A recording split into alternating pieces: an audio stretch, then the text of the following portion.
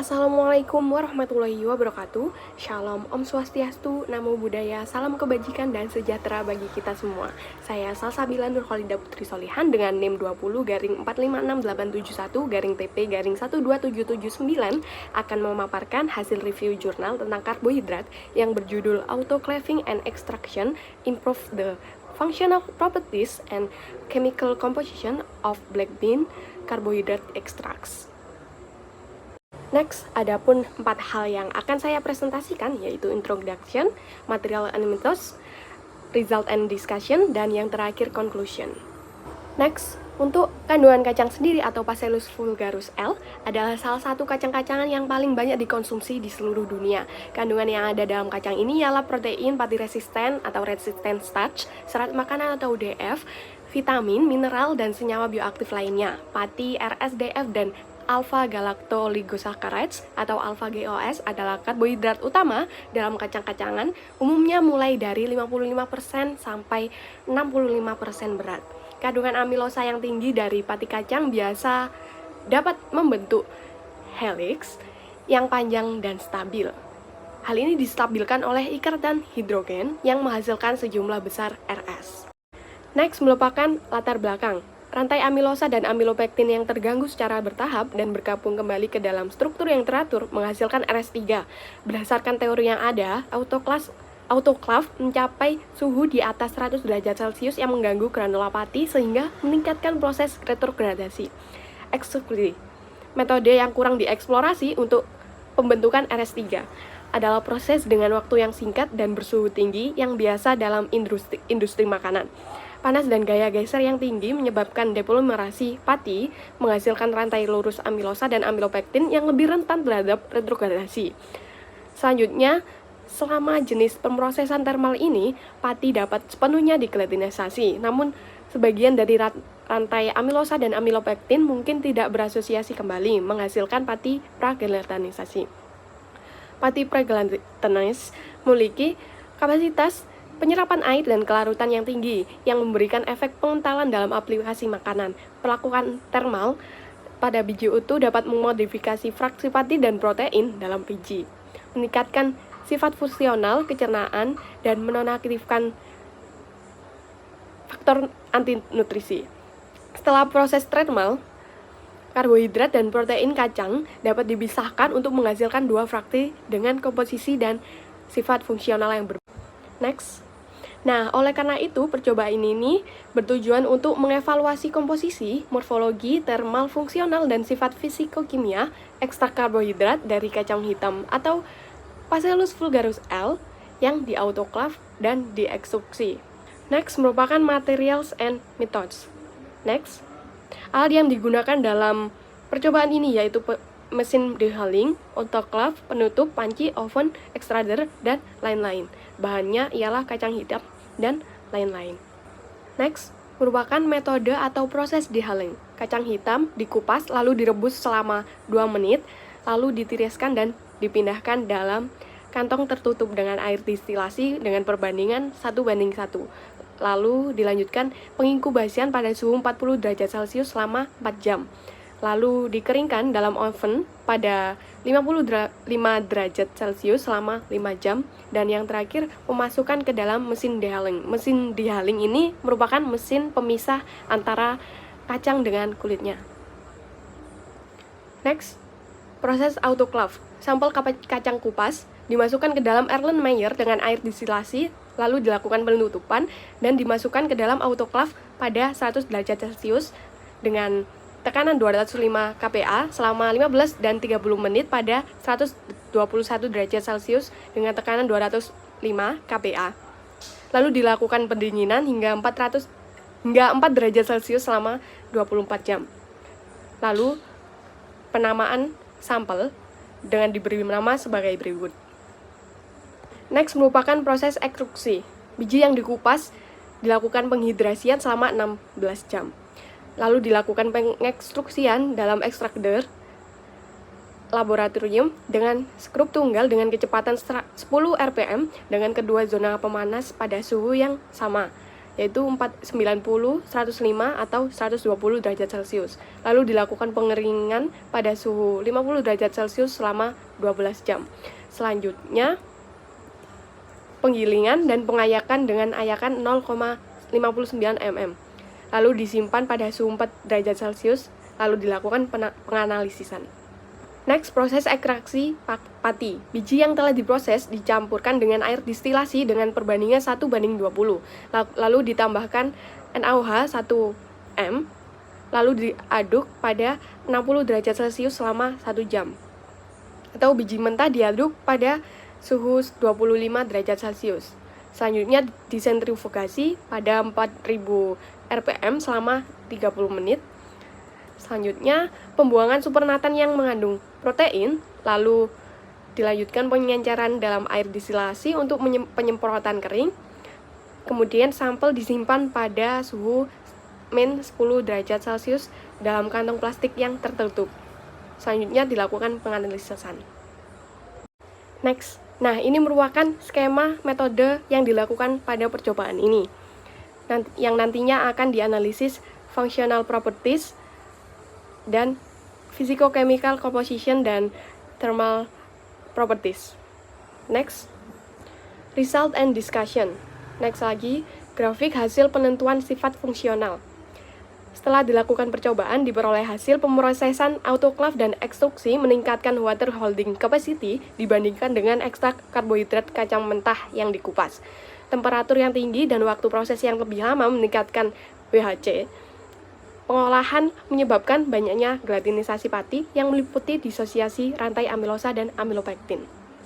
Next, merupakan grafik penentuan sifat fungsional lagi berdasarkan kelarutan.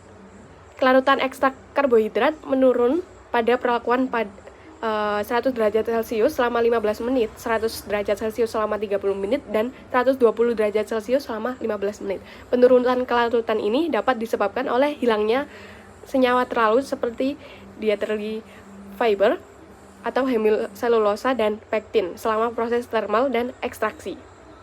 Next. Selanjutnya merupakan grafik hasil penentuan sifat fungsional berdasarkan oil holding capacity. Hasil diperoleh adalah perlakuan autoclave tidak menghasilkan perubahan kapasitas penyimpanan minyak dibandingkan dengan ekstrak karbohidrat kacang mentah yang dikupas. Namun oil holding capacity meningkat dengan perlakuan ekstruksi pada 105 dan 120 derajat Celcius pada kecepatan 10 rpm. Mengenai kinerja OHC, rantai amilosa tersusun dari helix dan interiornya bersifat lipofilik karena adanya atom hidrogen. Selama proses termal, area lipofilik ini tidak sepenuhnya terpapar, oleh karena itu tidak ada perbedaan OHC di sebagian besar sampel. Selanjutnya, pada resistan starch, kedua sampel yang di autoclave, yaitu pada 100 derajat Celcius selama 30 menit dan 120 derajat Celcius selama 15 menit 2 kali, menunjukkan penurunan kandungan RS. Pada kacang mentah yang dikupas, konsentrasi RS berkurang setelah proses ekstruksi.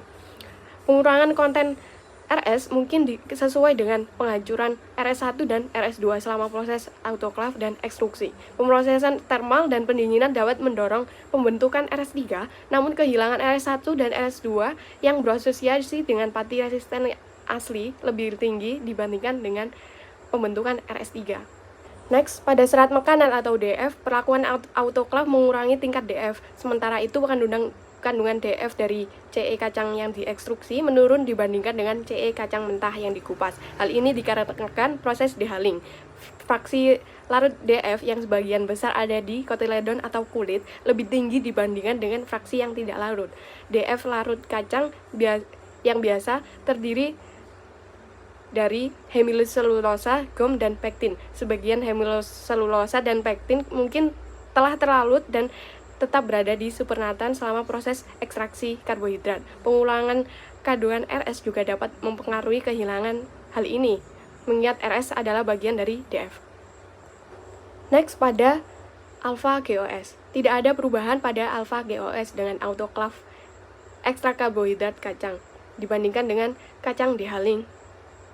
Proses ekstruksi mengurangi hampir seluruh kandungan alfa GOS. Penurunan ini tidak terkait dengan proses termal, tetapi bisa terjadi karena proses ekstraksi karbohidrat yang meliputi tahap pelarutan dan pengendapan, yang mana dengan protein terlarut dalam air selama proses ini karena kelarutannya yang tinggi sehingga terjadi adanya pengurangan alfa GOS dalam CE kacang yang diekstruksi. Dalam proses ini, ekstrader menggiling sebagian dan memanaskan. Kedua kondisi tersebut dapat menghidrolisis alfa GOS menjadi disakarida dan monosakirida. Next, berdasarkan protein. Pemrosesan autoklaf meningkatkan konsentrasi protein total dari kedua CE pada perlakuan pada suhu 100 derajat Celcius selama 30 menit dan 120 derajat Celcius selama 15 menit 2 kali. Kandungan protein total dalam kacang CE yang diekstruksi tetap konstan dibandingkan dengan kacang mentah CE yang dikupas. Hal ini dikarenakan protein diberi perlakuan termal, terjadi proses denaturasi yang dapat menurunkan kelarutan protein. Oleh karena itu, meningkatkan konsentrasi protein kacang CE yang di autoklaf. Sebaliknya, ekstraksi protein dari biji ekstruksi mirip dengan biji mentah. Tegangan geser perlakuan ekstruksi tidak cukup kuat untuk menyebabkan agregasi protein dan menurunkan kelarutannya. Next, pada proses termal.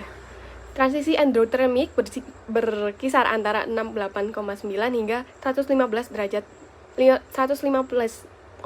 derajat Celcius pada kacang mentah CE dapat menunjukkan gelatinisasi pati, denaturasi protein, tahan panas, dan pelelehan amilosa lipid. Percobaan ini menunjukkan pelelehan berturut-turut dari pati rekristalisasi yang terbentuk selama retrogradasi dan sisa kristal pati yang dapat tertinggal setelah diproses.